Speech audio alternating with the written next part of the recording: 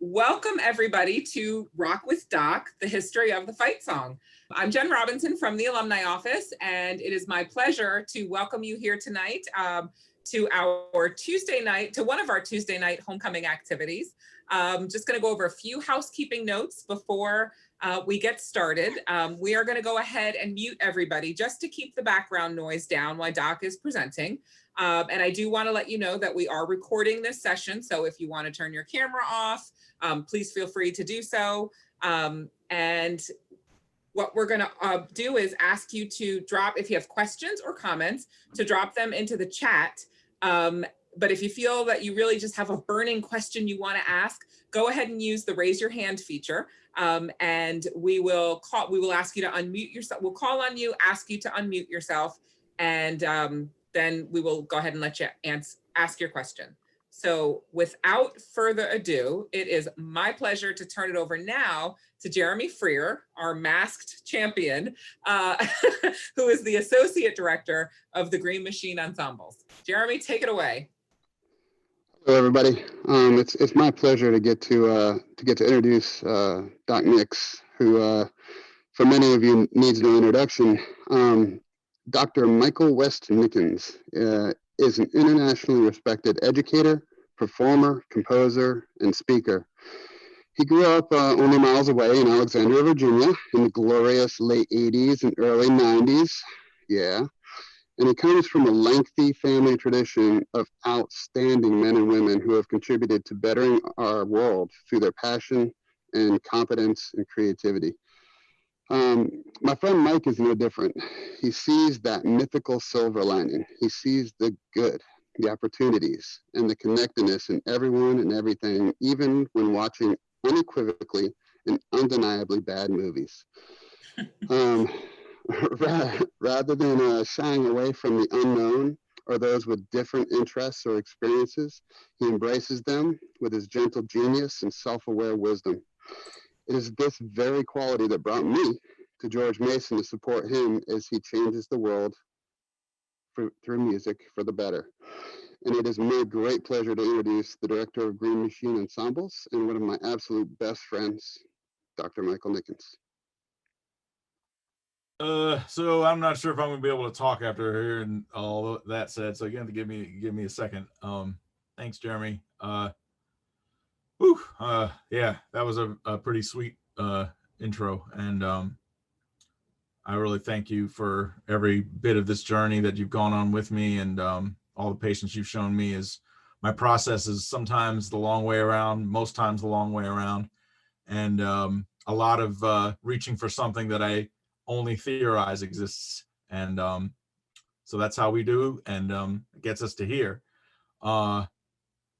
We, as the keepers of the sort of ceremony of the university and the traditional songs and performances of the university, the fight song is really the centerpiece of all that. There's a history of it that goes back further than you might think, and the bits and pieces that I've been able to put together, this is definitely a prototype of a presentation tonight that will become something that will maybe live on in a strong archival form in the future. But I'm just taking a kind of first stab at bringing together whatever I found to talk about tonight. So as we know, the university became its freestanding, four-year university, independent from the University of Virginia in 1972. And the first thing that we can find at all is I have an interview with a member of, who was a student of the university in the 60s, who's telling me about a Mason Day in like the late 60s, 68 or 69, and they put together what is probably the first pep band ever to play whatever they could come up with whoever they put together at Mason Day. And I don't have a recording of the performance or any kind of set list or anything, but in reality, they probably just did whatever they could figure out. And I'll do my best to, in the future, figure out any more details that I can, from ancient memory of that. Basketball was already happening. And so the question mark was, what do we have at the games, moving forward? Jay Marsh spoke at the Green Machine banquet years ago and talked about the bands that he used to get. He used to connect with Chantilly High School in particular, and have them come over and just play whatever they had, with no specific thing for Mason at the time, just whatever pep music, just so that there was something in the PE building during the games. And then we get to 1986, and one of the longest serving members, the longest serving member in our School of Music, Dr. Glenn Smith, just when I first got to Mason, there was a pile of whatever the band had, and I was able to find from that grouping this arrangement of let's see, the arrangement of a fight song, just entitled GMU Fight Song, and there's part 1 and part 2. And let me see if I can get you the view of what I found. There we go. Thumbs up if you can see that. That's working. Anybody? Everybody's. We got it. It's all good. Excellent. So as we think right now, not only is this never got any kind of public performance, but there's also no recording of it. And the first part is a pretty straightforward melody, and I'm not sure that there's any types of lyrics. It's just a melody. And then the second part is a little call and response cheer. That melody, you see that melody is played. This is the trumpet part, so that would definitely be the lead. And then the interesting part of that mixed meter, and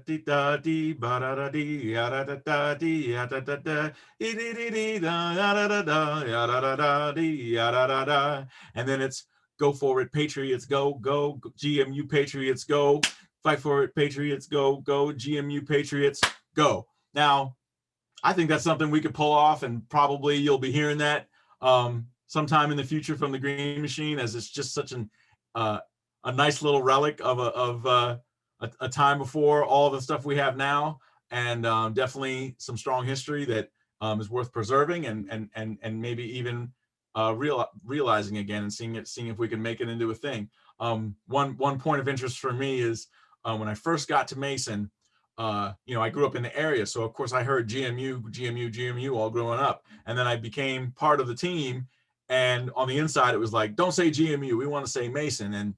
And in some respects, the thing I heard that made the most sense on that is just how close it sounds to saying JMU or GW, and so saying Mason really like pulled us out from all that. I think it works pretty well to say that, although, like I said, from someone who grew up in the area and been connected this whole time, GMU is fine for me, and I use them interchangeably, at least in my brain. I noticed that our website is at gmu.edu, and all of our emails say at gmu.edu, so it's not been removed from the way we talk about and think about the university. But yeah, the GMU thing, in some respects, dates a little bit. However, if you think of the way we perform the fight song now, we also say GMU in the cheer at the end, and we'll be getting to that in a second. So after this version, didn't seem to make it, like I said, written in 1986. A couple of years after that, comes on the scene Professor Tony Maiello, also still on the faculty here, and somehow he got asked also to make a fight song. And that becomes the melody that we have today. And one interesting thing to me is the way it was performed over time. So I found a string of recordings. Some of them I know exactly where they're from. A couple of them I don't know. Actually, well, only one of them I don't 100% know. And we'll just kind of listen to a few different versions to kind of get to where we are today. So, oh wait, not that one. Let's try that again. Oops. Oh, it's so complicated. Sorry about that. Go away, please. Go away.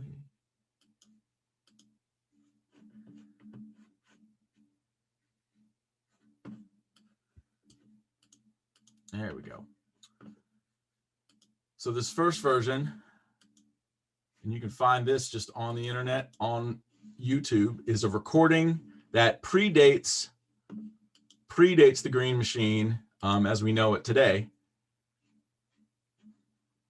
And here we go.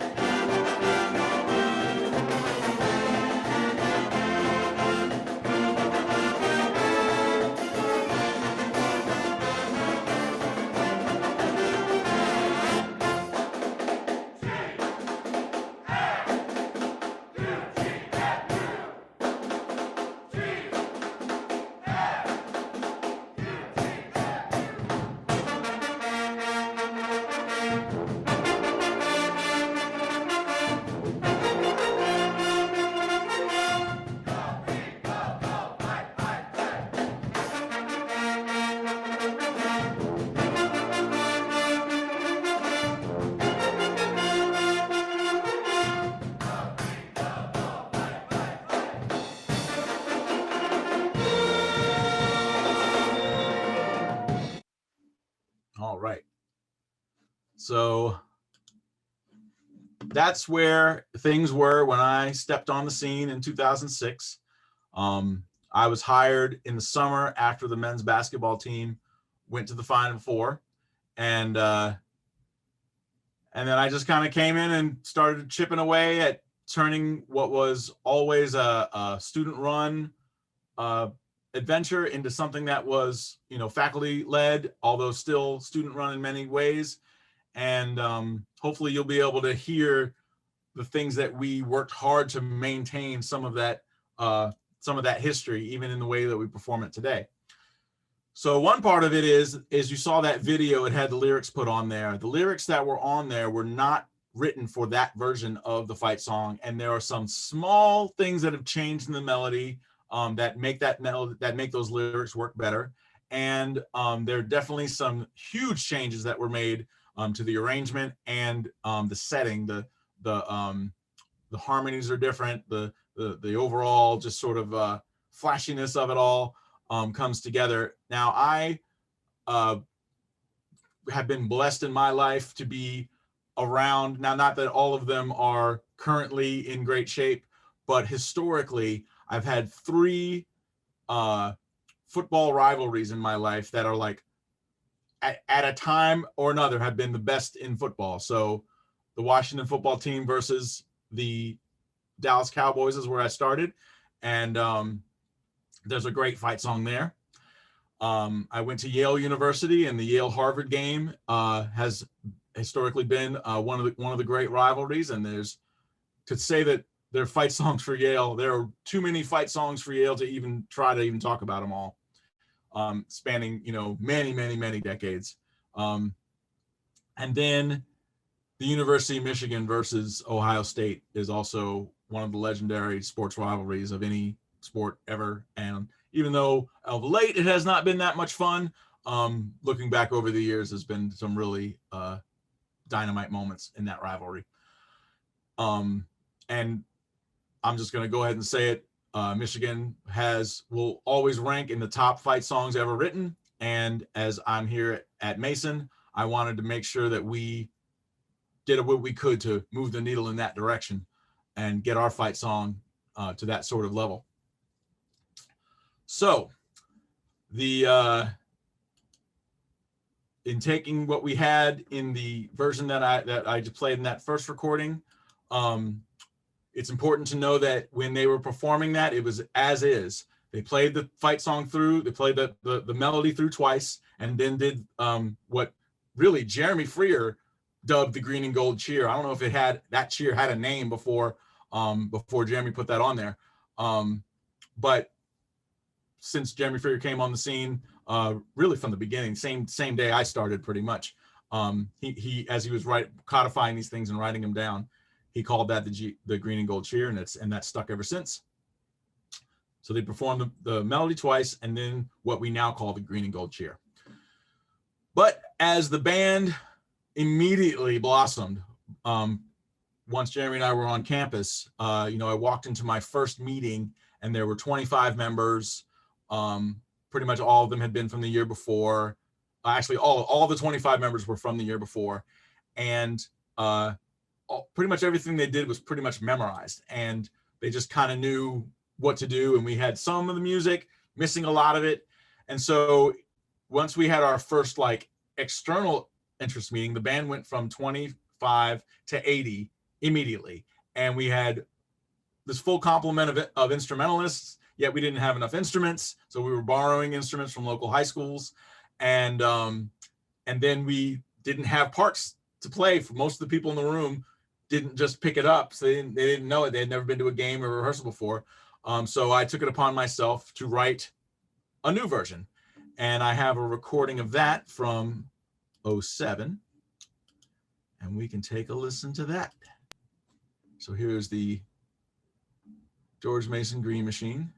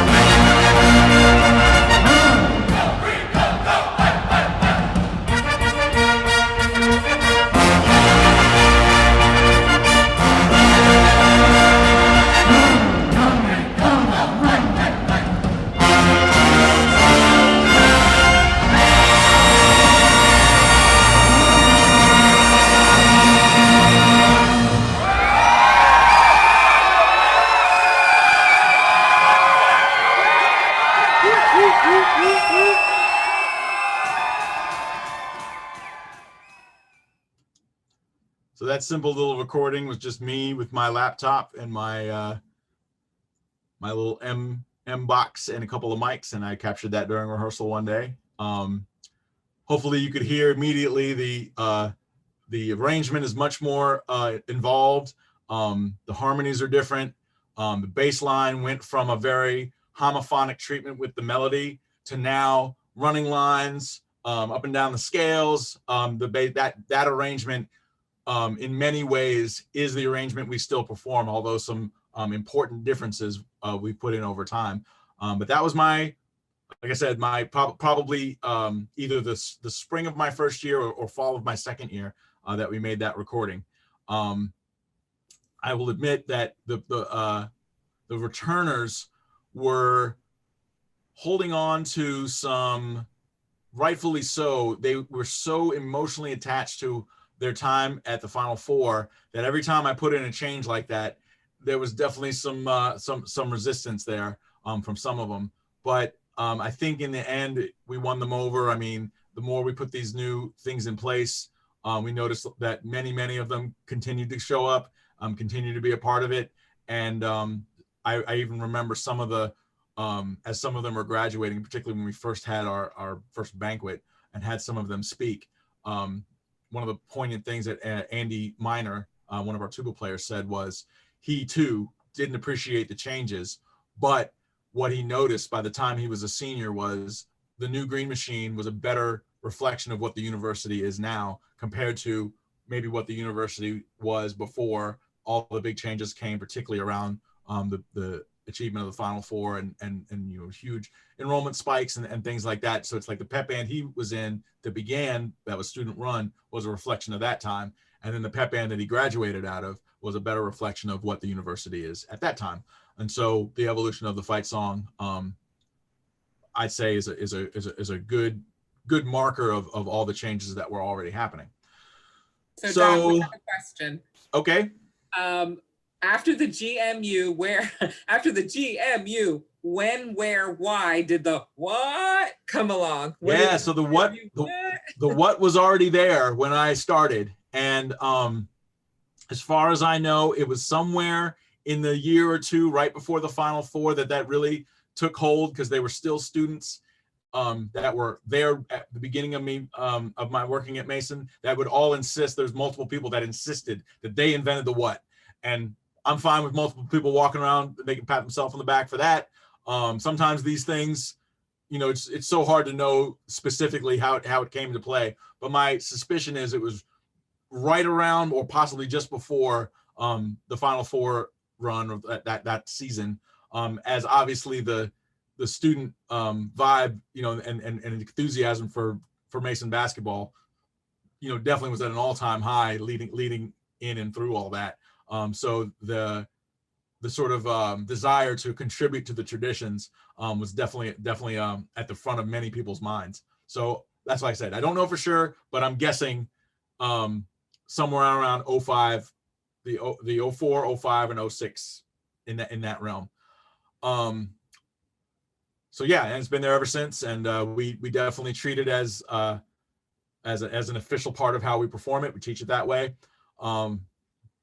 And I'm happy it's there, as it's one of those great things that just sort of finds its way in and gives sort of a personalized touch to what we do. Now, as you've heard, once again, we play the fight song melody through and there's no singing. So right before the Final Four, so literally in the days leading up to the team leaving, either the organizers of the event or CBS, I think it might have been CBS itself, that televised the event at the time, I'm sure they still do, asked for the arrangement and the lyrics, and they were going to have a band and choir greet the team when they arrived at the airport or at an event or something like that.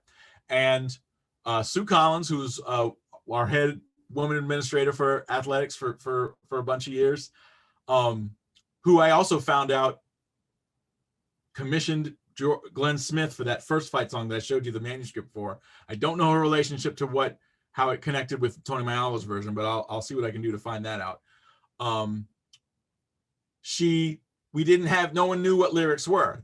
Nobody knew anything. What had been going on is, in true like grassroots fashion, nobody knew what the lyrics to the fight song were. So the crowd, the student section, would literally sing fight for every word. They would just go fight, fight, fight, fight, fight, fight, fight, fight, fight, fight. And that's how you make proper lyrics to a fight song. It's the fight song, you sing fight. Which I love. I love the charm of that. I love the sort of homemade student-led charge there. And I just think it's hilarious. You might notice that I didn't continue that specifically, but I definitely just kind of love the charm of that, and that we know that. I love that we know that. I love that there are alums out there that only remember that.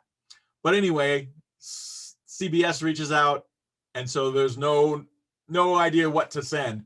So I know this anecdote about Rick Davis and Sue Collins sort of putting heads together, and they tried to take the lyrics for Hail to the Redskins and the Fairfax High School fight song, and then sort of graft it onto the melody that's there. And I'm going to have to do a whole lot more digging to find specifically those lyrics, but I have seen them before.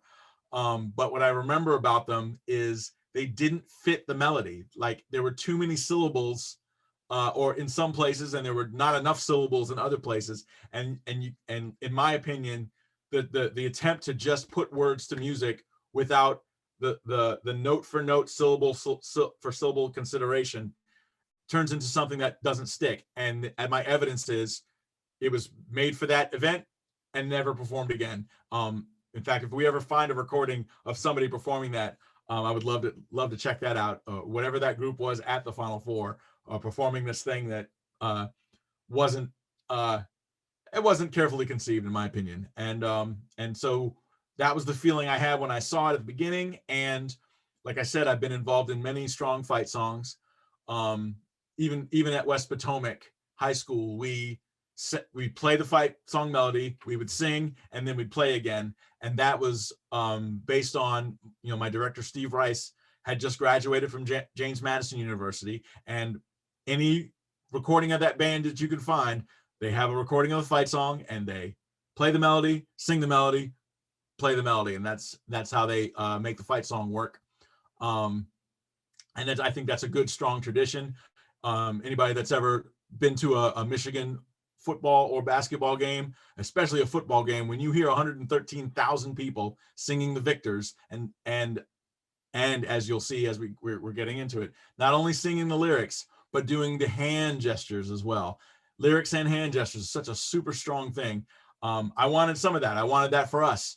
So I wrote some lyrics, and actually, hold on, I'm not 100% sure which version this 09 version is. So let's check out which 09 version before I get too far down the lyric rabbit hole. Oops. There you go.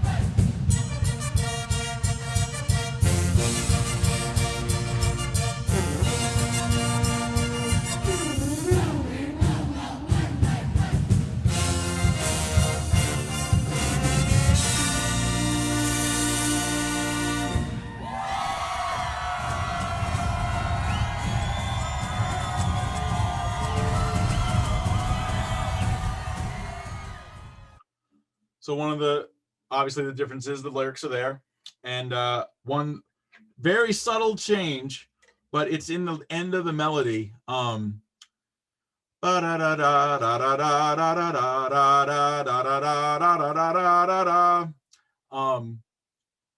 Didn't work well once I came up with lyrics. That rhythm didn't work well with the lyrics I wanted to put there, so I changed the rhythm. Instead of da da da da da da da, I just mirrored that second little fragment twice. Da da da da da da da, and that fits the onward, march onward to victory. And it was literally just to make the flow of the words work better. There's nothing musically wrong with the first version. It's just, like I said, it's very important to me to make sure that the lyrics could be presented in a way that made sense musically. Particularly because We want people to participate. We want people to sing along. We didn't want this just to be the band singing. We want everybody to sing. And in doing big community sings, one thing that works very well is you do a syllabic treatment of the melody, which means one note per syllable of a word. And that kind of makes it all work well. So I'm not going onward to victory or something like that. You don't want that. You definitely want it to line up. March onward to victory, one syllable per note. So that's what I made happen. I made that one little change to the rhythm, and obviously it has stuck. As especially when I hear an old version, I'm like, oh, that's not how it goes anymore.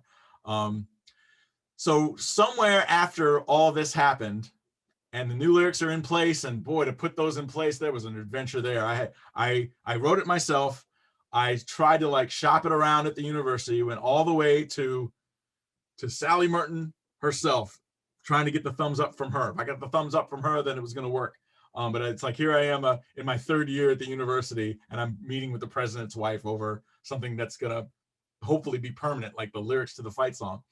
An older version before we got to the lyrics where we are, I was trying to work the word patriots in. And from a melody standpoint, and so it's like patriots. I was trying to make the word patriots fit there. And then it's like, what do you rhyme with patriots? And it's like, if you go into a rhyming dictionary and just try to look up what rhymes with patriots, I remember apricots came up. I'm like, that's probably not a good rhyme for our fight song. A bunch of different things. So what I came up with is a very slanted rhyme. And it was like, it takes honor and guts to be patriots. And that's what I submitted as my first draft. And Sally Merton did not like guts. Didn't think that was a nice thing to put in our fight song. And so it basically was like, F do over, come up with something else. And earlier in the song where it says patriots brave and bold, before that it said home of the brave and bold. And that's sort of what was there as a fragment of the Sue Collins, Rick Davis version, which also I think in some ways refer to a different version, but I'll get to that in a second. And so the idea I came up with is thinking about every kind of song where if I'm trying to get people in the mindset, you know, the Victors has a bunch of very proud language about the university and what it is to be a Wolverine. So I wanted that for us. And so that's where you can consider the lyrics sort of an instruction manual on being a fan. Hail to George Mason, don your green and gold, put your shirt on and come to the, you know, show up, look the part. We're going to sing for George Mason, patriots brave and bold. Like I'm telling you, we're going to sing, and look at you. You're already singing if you're singing. So it worked. We're going to cheer, woo, for George Mason, proud for the world to see. Reminder that, yes, you need to be actively cheering, and remember that we are proud for everyone to see who we are. But it's like, we're going to do those three things. Hail to George Mason, sing for George Mason, cheer for George Mason, because, and in another old version, we're doing those things because of what it takes to be a patriot. But as that lyric got thrown out, I remember just like hanging out in my apartment one day, and it just like popped into my brain. I can add back in the tradition of fight. I can add that back in this one spot. It takes honor and might. Sorry. We'll prove our honor and might, and we'll fight. So that moment is the homage to the sort of fan developed version of the all fights, and the fight is still in there. And that's where that came from. And then as that came into place, then I started working on the hand motions, the hail to George Mason, the hail. I'll just be frank about where that came from. When you sing hail to the victors, every time you sing hail, the entire stadium throws their fist.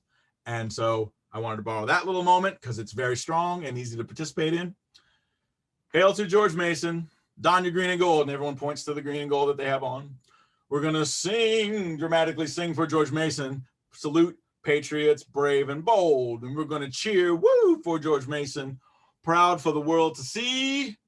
We'll prove our honor and our might, and we'll fight, fight, fight as we march onward to victory. And so all that was an attempt to just get everybody doing, knowing that there's things to do. And it's a little more complicated than other things I've seen other fight songs do, but it's not that complicated. And people who want to learn it always end up doing it. And the people who don't learn it, I think just kind of don't want to, but that's fine. If you noticed in the 09 version, the beginning was quite slow. And we did that on purpose as we knew people were going to be asking us for recordings. And so I wanted to put out a recording where the melody would be easily sung, especially by somebody who was trying to learn it. So we wanted to be very clear, and taking it a little slower helps that. You'll also notice the Jeremy Freer innovation of once we get through the lyrics, then the tempo kicks up, because we're going to play the melody one more time. We don't need to go through it at that same kind of grinding tempo. We want it to cook and move forward. So so that extra zip, and particularly, you know, it's like we're a basketball band. In general, many of the basketball bands take everything up tempo from what they would do on the football field. And so that's sort of a reflection of that as well. So then we end up with this other recording in 2011. What's fun about this recording is it was right when we first got the Rage Against the Machine medley in. And so there's a whole series of recordings that's from this session. And just so happy that it was one of the students brought a thing and then sent me a list of it. So years ago, but I still have that file. So here's what we sound like in 2011.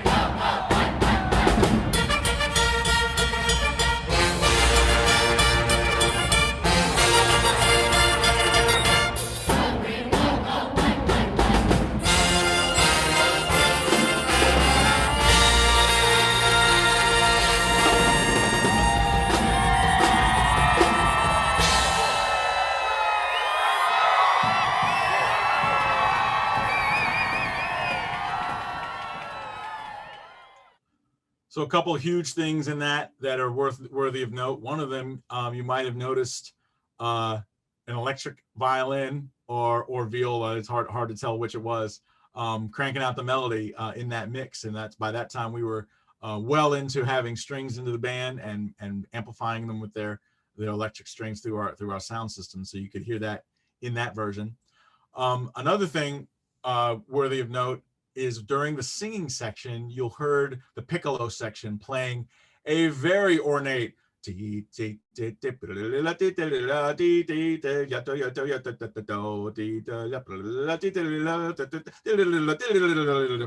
all that ornate stuff was my attempt at accomplishing a couple things. One of them being in a great march, there's always this section where the woodwinds have just way too many notes and they just play them through, and it's fun challenge, and you get it all.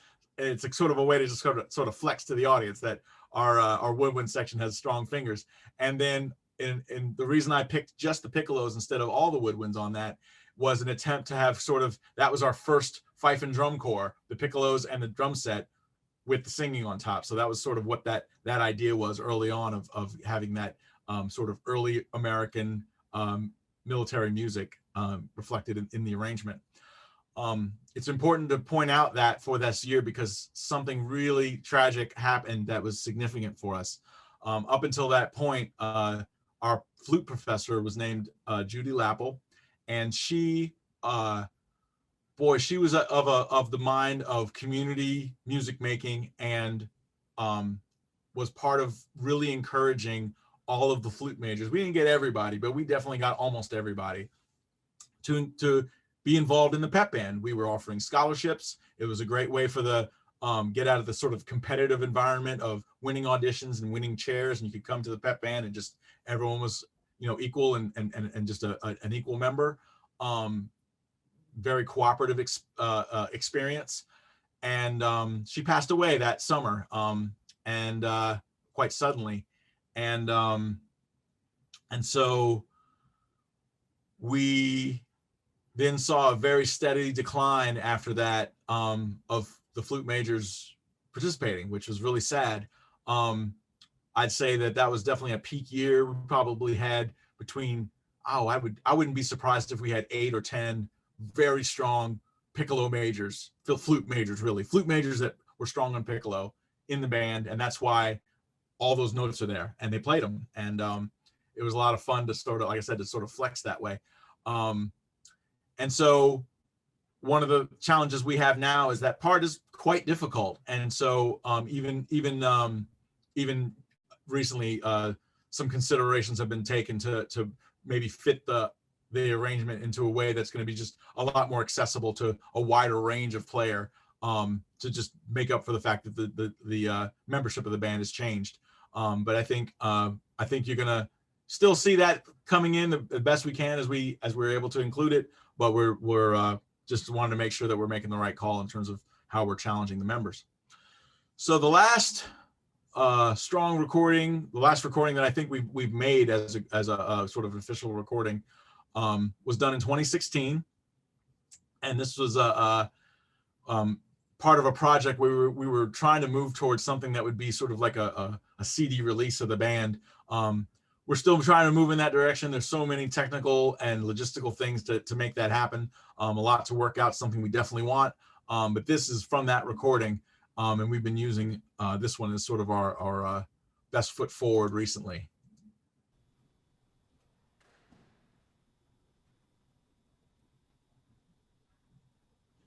At least I thought so.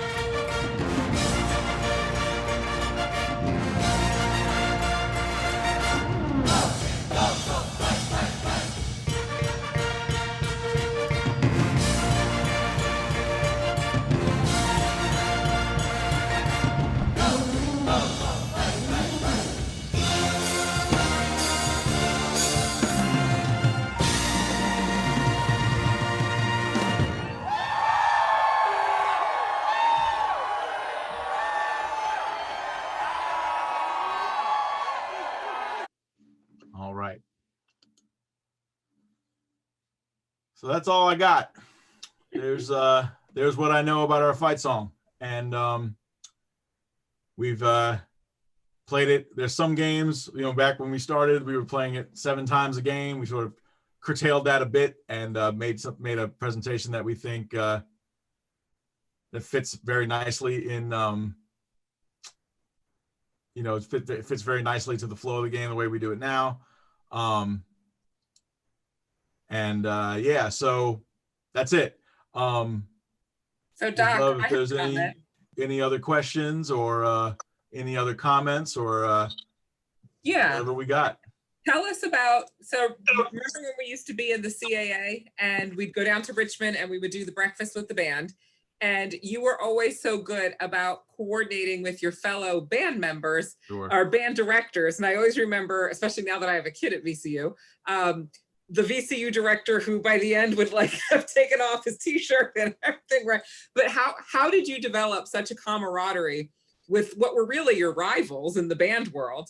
But you all seem to really come together, because that always ended up being the highlight of the tournament. And I think one year we had like 6 or 7 different bands all come together to do their individual one, and then the one big number where all the bands would perform. And people are just sitting there amazed, because it's not like you have been practicing for months on end, because hours. We've been practicing for hours. Exactly. So that came together for many reasons. One of them, in our first CAA championship that I was involved in, us versus VCU, it was the first time I felt the power of the combined VCU fan base and the Peppas pointing at me and our team and our fans, trying to disrupt us, intimidate us, all of that. And it is quite a potent thing to have that coming at us. And and I could tell immediately that Ryan Capacci, if you let him get under your skin, there's sort of no coping with it. He's a powerful man, and very charismatic, and knows how to bug you. And so it was impossible for me to watch the performance and not see how well it was going, not see and hear so many things that they were doing that I'm like, oh my gosh, I never considered that we should be working on this or that. Simple little things in the performance. And then obviously we had our stuff together in terms of a charismatic performance, but there was always things to learn. And I just didn't want to spend my life fighting them. I just didn't want to. Wasn't appealing to me at all. And so I just did everything I could to go make friends immediately. And that's what I wanted. I just wanted to be friends immediately. So anytime we were both in the house together after that, I always made my way over, shook hands, said hello, take pictures together, tell the band how much I admire them and what the work they were doing, because I just didn't want to waste energy on holding that, sort of poison off. They were potent with it. Now that's definitely one way to look at what I did. Here's another way to look at what I did.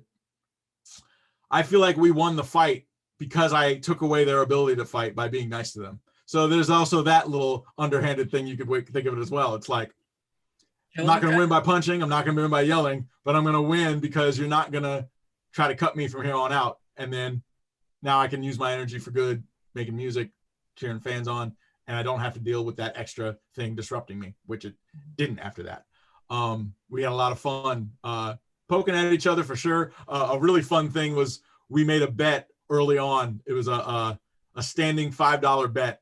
Whenever the bands were both in the building and we were performing and the teams were playing, it was $5. And so we never once won, not one time. We always lost to them when both bands were there.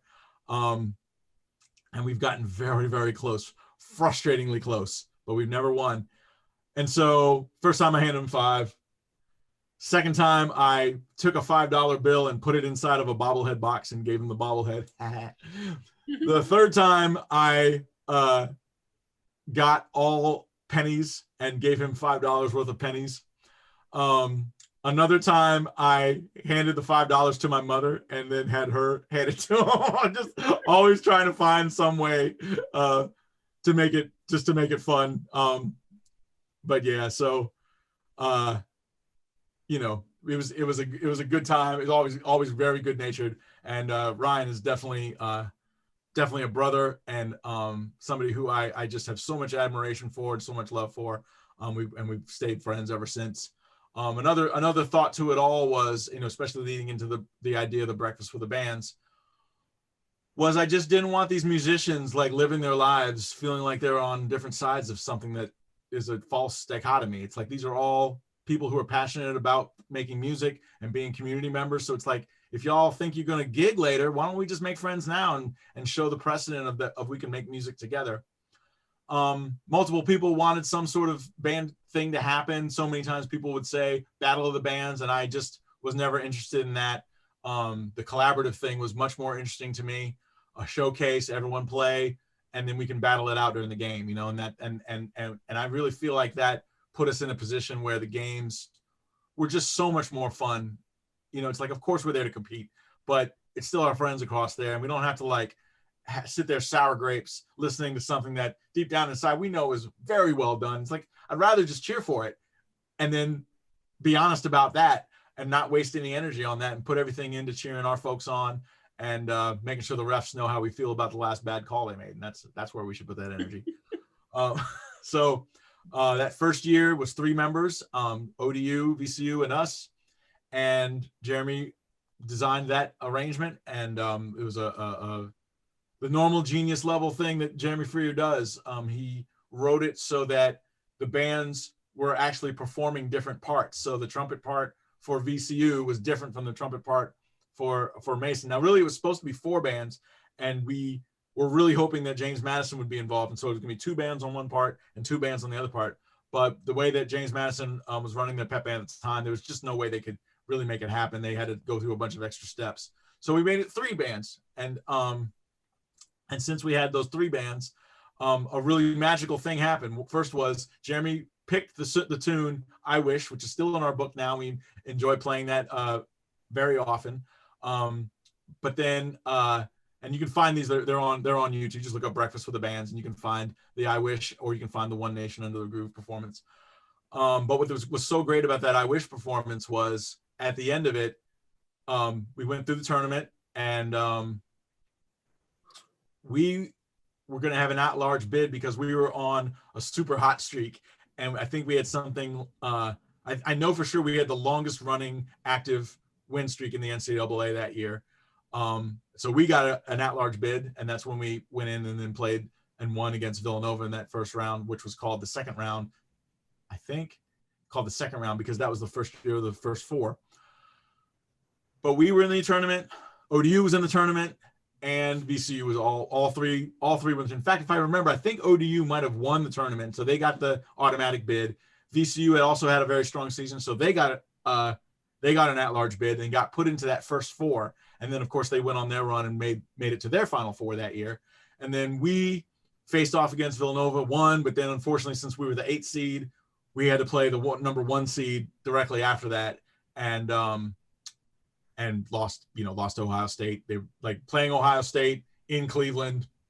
It's hop, skip, and a jump, at least, in terms of perspective of how close that was to Columbus. So they had a great fan base there and a very strong team, ranked number 1 in the country. And then there we are playing against them. So that game didn't go well, but whatever. We had a great time. ODU was out. I think they were out the first round or the second round also. And then VCU went on their run. So that was the magic of the first Breakfast of the Bands. All the bands that were in that concert, all of their teams went to the NCAA tournament that year. And then the next year, other bands saw the videos, for instance, that we put out, and there was lots of interest. So in addition to ODU and VCU, now we have Towson. We had Northeastern. We had William and Mary. We had... I think you had Delaware. Nope, not Delaware. We had Georgia State. So Georgia State, Towson, VCU, Northeastern, we were there, and ODU. 1, 2, 3, 4, 5, 6, 7. Yes, I think that's it. So yeah, unfortunately, I was disappointed because Delaware has such a strong marching band program, and I just never heard word back from them. I never heard word back from Hofstra, and of course, I heard back from JMU, but it was negative. Never heard back from UNCW, but we did what we did, and that event was just felt like a real peak special thing, intercollegiate pep band and a cooperative performance. Yeah, I look back on it very fondly. We've tried find ways to recreate that in the A10. The limitations of the venues of where everything's just never just fallen together. We have been able to do some performing out around, and especially when we were at the Verizon Center or the what's it called, Capital One Arena now. We were able to do some performing there out in the street, but just as Mason, not as any sort of collaboration. We're hoping to get back there at some point. We'll figure it out. There were some plans to do it at the 2020 A10 tournament, but obviously it turned into us not going. And so that was just the end of that. And then this year there won't be any sort of in-person performing either. So stay tuned to what comes next. We're all about getting back to doing our thing the way we do it, and even finding new ways to do some things and implementing some things that we've always wanted to do. So all that's coming. Well, we are excited for it.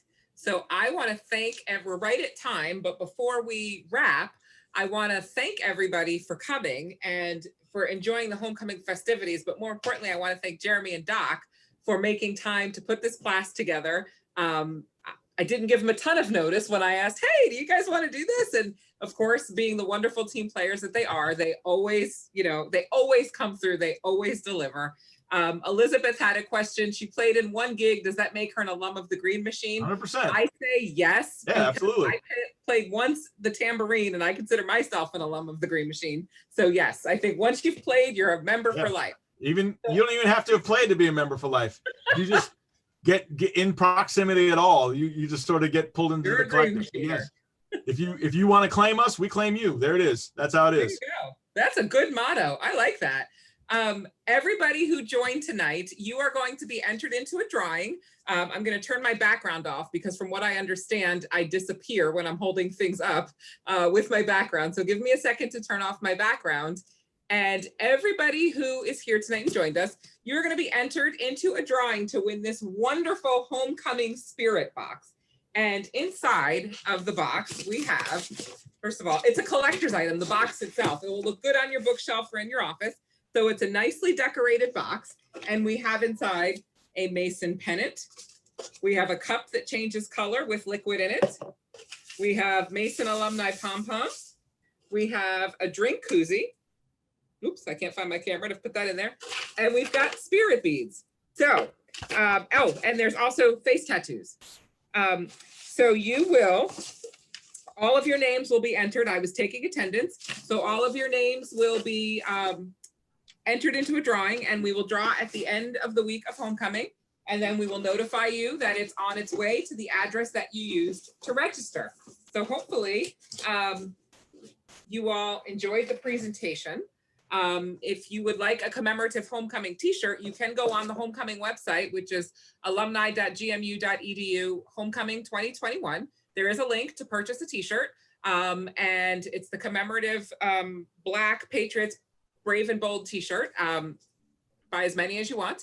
And if you were here on the line tonight, I wrote down your name. So Spencer, to answer your question, everybody who's here will be automatically entered. And hopefully, well, obviously not hopefully, one of you will win. So any last minute thoughts, Doc or Jeremy, before we end for the night? I am going to give you all a sneak preview of something that you didn't even know was coming. You gotta give me just maybe 15 seconds to make sure I can find this thing. Look at that. I just you got to stay to play. Thank you for everybody for being here. It was a great time. I can't wait to see what Doc's going to show. So give me 1 second. Hold on. I'll look one more place. If I can't find it, then I'll owe everyone.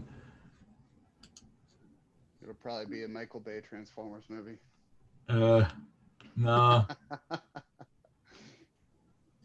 those don't get the same kind of excitement from me. Oh shoot. One last spot. Hold on. I'm gonna give myself one more chance to try to find it, and if I can't, then I'm gonna let you boo me as I move on. Let's see. Oh, here it is. Here it is. Here it is. So, another thing coming soon, as we are always looking for fun ways to keep us moving forward, particularly with memorabilia. I present to you the sneak peek, the exclusive sneak peek of Duck Nicks. Yeah. Where can we get Duck Nicks from? So, as you all know, John Hanks has been making really fun things for the band. Started off with the very first bobblehead, has turned into a series of bobbleheads. Also the plushie doll, plus a bunch of Christmas ornaments and all sorts of fun things. So John's been working on this one, and we were, been talking about it for years, and so it's on its way. I don't know what the delivery date is, so I'm not going to be able to tell you how to get a hold of one, but I just wanted to whet your appetite for it and know that that's coming. That is the ultimate rubber duck, man. Wow, I'm I don't even know what to say. That's pretty awesome. Well, with that, I don't know if we should clap, if we should quack. I feel like we should all quack. Everybody unmute yourself and quack. I mean, that's amazing. Well, congratulations. Puns are always foul, Jen. What? I said puns are always foul. We've lost it. One's flown over the cuckoo's nest. Just let it roll off your back. Thank you everyone for joining us tonight, and thank you again to Jeremy and Doc. I think the evening has been just ducky. So so thank you all for being part of it, and that's it. That's all we've got. That's the show, folks. Thank you. Take care, everybody. See you soon.